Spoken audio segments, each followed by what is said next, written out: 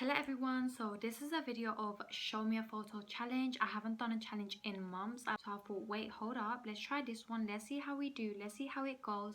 So yeah, hope you've had an amazing day. Let's get started. So the first one is show us a picture of when you felt confident. So these two pictures are of me wearing dresses. Like you can tell, the first one is really short. Look at that, and I'm actually dancing in that picture. And the next one is both are in dresses. If you're not careful, these dresses will expose you. Look at that red dress, how short it is. You wear these dresses, they're really tight fitting. They fit you, they look nice, you look juicy, but the problem is that they start rising up. Obviously, you need to be extremely careful. Some dresses are really nice. If they're too long, you end up tripping up. If they're too short, they'll end up exposing yourself, the way you dance, everything. You need to know how to bend, how to sit, how to walk, the way you stand. You need to make it look classy, you need to look cute. And also, I didn't like the breeze I felt under my legs. I wasn't into that.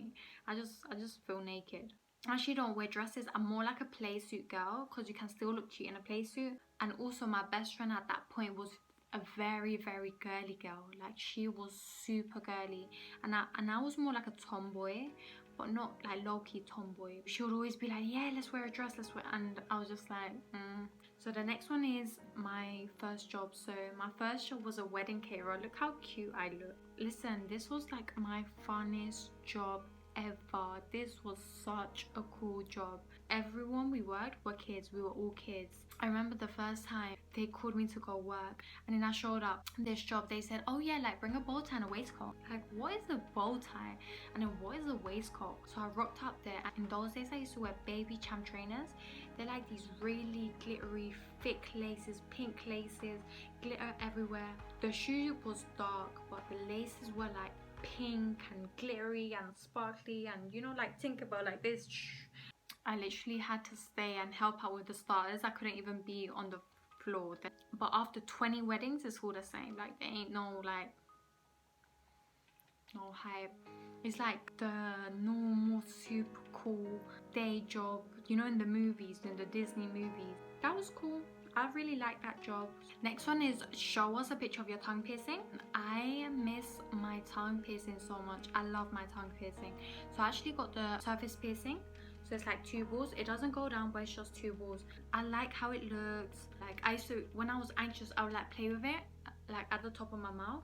But when you see girls, there are girls that like want to show off their tongue piercing, and they'll talk to you and like and that's dirty. But I was always very like, you couldn't even tell I had a tongue piercing at all. The only bad thing is that I actually swallowed it twice and the balls would fall off. And then one time, the second time I swallowed it, I could feel in my throat for like 5 minutes.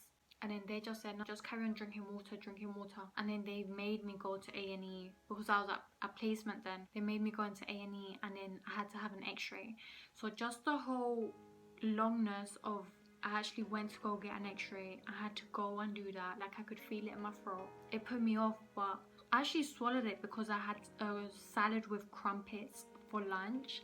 And because it's hard and crunchy, I literally unscrewed the ball and I literally swallowed it. But before, I would always be swallowing the balls, but the bar would be left in, and it was like nothing. But this time, I actually swallowed it, and I just thought, getting another piercing, third time lucky, and it's just a bit ridiculous, because then your tongue swells and it's the whole thing all over, like you've had a piercing twice. There was a period, you know, everyone goes through that phase where you all get to piercing. I had a piercing here, I had a piercing here, then I went India and got that done. That was a botched job. Then I got here, the smiley. Next one is, when are you most happiest? I'm most happiest when I'm around my family, when I'm around the little ones, because they're just a vibe. They are so cheeky, so sweet. That energy around children is very different, it's very pure, it's very, they're not gonna judge you, they're not gonna come at you, they're not gonna, children are like angels. And I just love being around them. I love being around like my godson, my cousins, everyone. I love messing about. I love sharing with them. I feel like with every baby of the family, I have like a very special bond. I'm just a kid as well. My inner child comes out straight away, and it's like, it's amazing. I love it because children are like gentle souls. They're pure souls. So you need to be able to look after them. They're not going to judge you. So I just love it. I feel so safe. I feel like I can let my guard down and just have fun, which is really good. Next one is unseen photos of you and your family. I literally enjoy loads being around my family. So this is a picture. This is also a video of me. I'm a very family orientated girl. I love being silly, messing about. I love just hearing family stories. Can you do those moves? Can you do those moves? Can you do those moves? And just like they're a vibe. Family is a vibe. The whole family vibe is nice.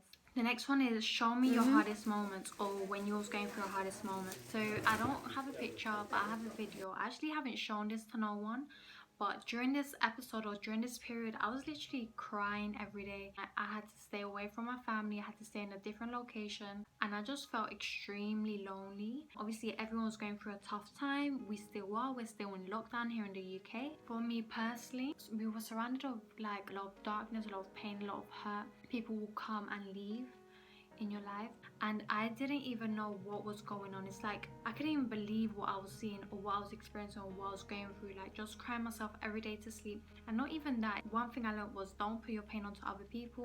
I can't go to you and expect you to understand me, because you're dealing with your own things. And on top of that, but I've learned, you know, when you're in a lesson, like you're learning a lesson but you don't know you're learning a lesson. Biggest lessons was you need to appreciate life because it's beautiful.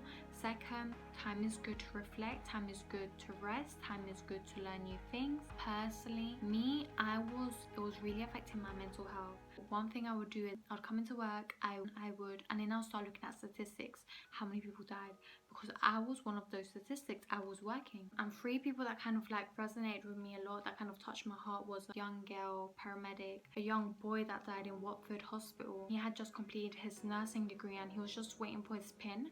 So he was working in A&E and he didn't feel good, and he asked to go home and they didn't let him go, and he collapsed and died. A nurse as well, very young, she died and she was pregnant. So those three kind of touched my heart in a way where like I was just kept thinking. And there was also this interactive map and it showed you the regions of people that died. I was becoming obsessive.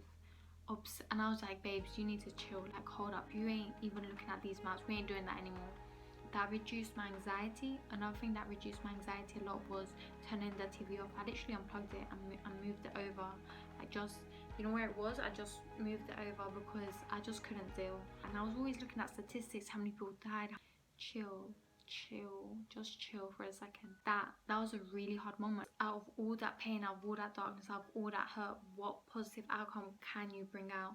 What can you learn? How can you inspire people? How can you encourage other people? Like there's flowers that grow in the darkness too, and then you gotta get that pain and just figure out what flower we're gonna plant, what seed are we gonna plant with all those tears, because boy, them tears, they're gonna water a plant. Like we're gonna plant our seed and a beautiful rose is gonna come out. You need to extract something out of all this pain, because it's been too hard. Whether it is you're working on a project, you're learning more, whereas just coming up with anything, you're a script writing for a play, or you're making music, because we're waiting to come out, we're waiting for like just better days, we're waiting. What I learned from all of this was that you shouldn't be scared. You shouldn't be scared of nothing. And once you're scared, you're handing over that power to someone else. Because basically I would be working and physically I was there, but my mind would be somewhere else. And it's like just learn to not have fear. You shouldn't have fear of anything. You shouldn't fear death, because that's the one thing that's promised. We all know we're gonna die at some point. And what does the Bible verse say? I think it says something like, even though I walk through the shadow of death, I will fear no evil as you are in me. You need to boss up a little bit. You need to, personally for me, I'm saying it for me, I had to boss up a little bit. Why are you scared? We all know we're gonna die at some point. You just realize life is really short and you should be doing what you love. If you don't love what you're doing, then there's no point of doing it. So yeah, that time was hard. I learned a lot, I cried a lot, but even though I cried a lot, I've kind of learned to be gentle on myself, to kind of learn about me, take time for me, reflect on me. Next one is a photo you can't explain. That was a picture by the pool, and I actually ended up getting into the pool, and then I didn't really think it through, but then I had soggy underwear and I was like, a picture you can't explain. What do you say to that? Chilling by the pool, reflecting on the pool, trying to get in the pool. Next one is a pic of you drunk. So this picture, listen, I look good. This is a picture, this was years ago. This is how you know this was years ago, because of the effects. Can you look at the edit? This was summertime. This is Listen, I think I look good. This was after the club, so it was literally sunrise. So what time does it in summer? Like 5:36. Look how fresh I look. Like, girl, round of applause for you, because sometimes you may look really bad, but I look fresh. You couldn't even tell. It's really, really bad. I actually can't find the original. That was a good night. But the piss thing is that I spent hours doing my hair to make it curly, and then I left the club with straight hair. Next one is show me a picture of someone you miss. So I really miss my cousin. I really miss her cuddles. I really miss how cheeky she is, our long conversations, how sweet she is. She is such a gentle soul. I miss you so, so much. She is an amazing human being. Next one is proudest career moment. So that would have to be graduation, because if I had not graduated, I would not have got the position I've got. And some jobs you actually do need to go to university to actually get the skills you required for the position. However, with some jobs you do not need a university degree, so you always need to look at what you want to get into, what you want. But depending on your career, depending on where you're going, depending on the skills, you may actually need to go to uni. Next one is a pic of me in school. So that's the only picture I have from school. I think I've lost everything, all my pictures. Next one is a picture of you in lockdown. This picture was actually during lockdown. It was my birthday. So because it was lockdown, I actually ended up having a picnic in the park. I blew my candles with my family in the park. Next one is an expensive night out. This was my girl's birthday. This was super duper cool.